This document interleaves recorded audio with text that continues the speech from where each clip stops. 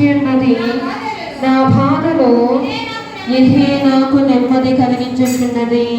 చాలండి. ఇక్కడ లేఖనం మొత్తాన్ని మనం పరిశీలన చేసినప్పుడు, మనం చదువుకుని 70వ వచనం వరకు కూడా మనం పరిశీలన చేసినప్పుడు, ఈ పరిశీలన అంతట్లో మనకు అర్థమయ్యేది ఏంటి అంటే, ఈ యొక్క భక్తుడు చెప్తూ ఉన్నాడు వాక్యం గురించి, ధర్మశాస్త్రముల గురించి, కట్టడల గురించి, నియమ నిబంధనల గురించి ఆయన ఎంతగా దేవుని యందు ఆనందిస్తున్నాడనే విషయాన్ని ఇక్కడ భక్తుడు స్పష్టంగా ఏం చేస్తున్నాడు, తెలియపరుస్తూ ఉన్నాడు. ఆయన ధర్మశాస్త్ర విషయంలో, లేకపోతే ఆయన యొక్క ఆజ్ఞలు, ఆయన యొక్క కట్టడలు అనుసరించే విధానములో ఆ యొక్క భక్తుడు ఎంతగా ఆనందించేది ఈ యొక్క లేఖనమందు, ఈ యొక్క చరణంలో ఆయన స్పష్టంగా తెలియజేస్తూ ఉన్నాడు. నిజమే, మన వాక్యమును పూర్తిగా తెలుసుకున్న వారమైతే ఆ వాక్యమును బట్టి మన ప్రతి పరిస్థితిని మార్చుకునే శక్తిని దేవుడు మనకి ఇచ్చే దేవుడైనాడు. ఇక్కడ చెప్తూ ఉన్నాడు కదా భక్తుడు, ఏమంటున్నాడు, నీ వాక్యము నన్ను బ్రతికించి ఉన్నది. ఎలాగంటండి, చదవండి ఒకసారి.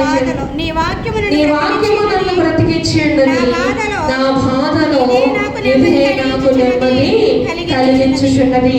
ఈ లోకంలో ఎదురయ్యే ప్రతి విధమైన సమస్యలు ఏమైనా ఉన్నాయి, సమస్యలు కానీ, కష్టాలు కానీ, ఇరుకులు కానీ, ఇబ్బందులు కానీ, మనం ఎదిరించలేని, జయించలేని పరిస్థితులు ఏదైనా సరే మనకు ఎదురైనప్పుడు మనం దేవుని యొక్క లేఖనంలో నుండి ఏం చేయాలి, బలపరచబడాలి. ఏం చేయాలండి, దేవుని యొక్క లేఖనంలో నుండి బలపరచబడాలి. అంతే తప్ప మనుషులను చూసుకుంటూ, లేకపోతే మనుషులు చేసే పనులు చూసుకుంటూ మనం మన సమయాన్ని వ్యర్థపరిచే వారంగా కాకూడదు.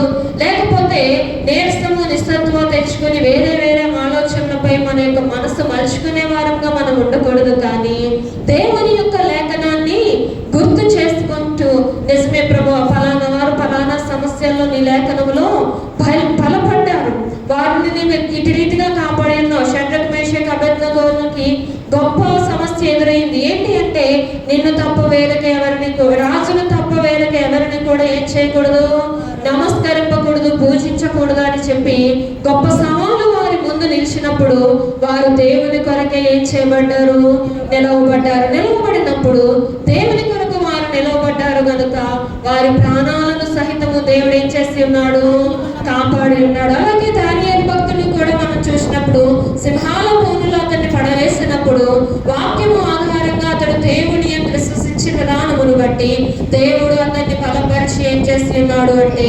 ఉన్నతమైన ఆ యొక్క సింహాల బోనులో నుండి తన ప్రాణాన్ని రక్షించుకోగలిగాడు.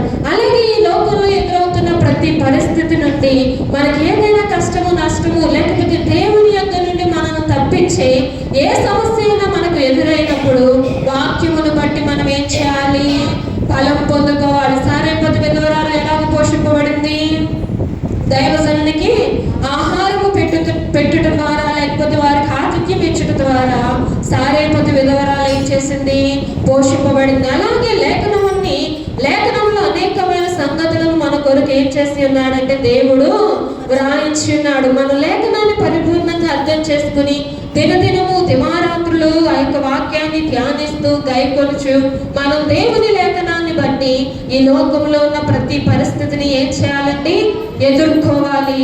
ఆయన యొక్క వాక్యంలో నుండి మనము శక్తిని పొందుకోవాలి. ప్రతి బాధలను నివారించే వాక్యాన్ని మనం ఏం చేయాలి, పరిపూర్ణంగా గ్రహించే వారముగా ఉండాలి. అదే ఈ కీర్తనకారుడు చెప్తున్నాడు. చూడండి, ఆ యొక్క 55వ వచనంలో మనం చూస్తే, యెహోవా రాత్రివేళ నీ నామమును స్మరణ చేయుచున్నాను, నీ ధర్మశాస్త్రమును అనుసరించి నడుచుకొనుచున్నాను, నీ ఉపదేశమును అనుసరించి నడుచుకొనుచున్నాను. ఇదే నాకు వరముగా దయచేయబడి ఉన్నది. నిజమే, మన ప్రతి పరిస్థితి నుండి కూడా వాక్యము బట్టి మనం ఏం చేయబడాలి, ఫలం అనేది పొందవలసిన వారమైన, వాక్యానుసారంగా మనల్ని మనము బలపరచుకోవాల్సిన వారమైన.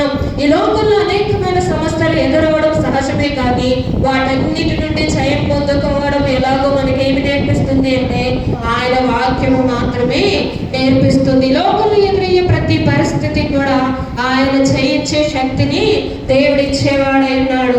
ముళ్ళ పొదల్లాంటి సమస్యలు మన ముందున్నా, లేకపోతే తుప్పల వంటి సమస్యలు మన ముందు ఉన్నా, ఏ సమస్యలు మన ముందు ఉన్నా సరే ఆయన మనకి జయమిచ్చే దేవుడై ఉన్నాడు. ముందు మనం బలపడవలసింది ఎట్టి రీతిగా మనం బలపడాలి అంటే ఆయన వాక్యమును బట్టి మాత్రమే మనం ఏం చేయాలి, ప్రతి విషయంలో బలపడాలి. ఆయన వాక్యం పరిపూర్ణంగా చదివి గ్రహించి దాని యందు నిలిచి ఆయన సన్నిధిలో మనం ప్రతి విషయంలో కూడా జయమును పొందుకోవాలి. అలాగే దేవుని సన్నిధిలో ఫలం పొందుకుందాం. ఈ కొద్ది మాటలు దేవుడు దీవించి ఆశీర్వదించును గాక. ఆమేన్.